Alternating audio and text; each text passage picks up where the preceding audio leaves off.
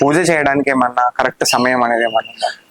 ఈ వరలక్ష్మి వ్రతం రోజు పూజకి కరెక్ట్ సమయము అనేది ఏది లేదండి, చేసుకోవచ్చు. ఎక్కువ కాలం ఎక్కువ సమయం ఏంటంటే మధ్యాహ్న సమయం చేస్తారు, సంధ్యావేళ కూడా చేసుకుంటారు. వరలక్ష్మి వ్రతానికి అలాంటి సమయంతో పనేమీ లేదండి.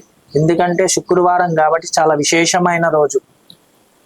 అందులో పౌర్ణమి వచ్చే శుక్రవారం చాలా విశేషం. పౌర్ణమి ముందు వచ్చే శుక్రవారం చాలా విశేషం.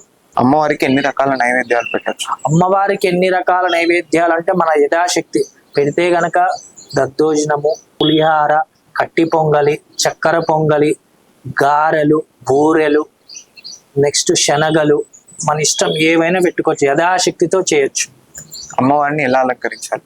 అమ్మవారిని అంటే మనకి ఇలా అమ్మవారిని అలంకరించుకునే విధానం అంటే కొంతమంది చీరతో కలశాన్ని పెట్టి చేస్తారు, కొంతమంది ఫోటోకి మాల వేసి చేస్తారు, కొంతమంది ఏంటంటే ఇట్లా విగ్రహం ఉంటే విగ్రహంతో కూడా చేసుకోవచ్చు. మన యథాశక్తితో కొలుచుకోవచ్చు అమ్మవారిని. అది ఇది అనేది ఏమీ లేదు.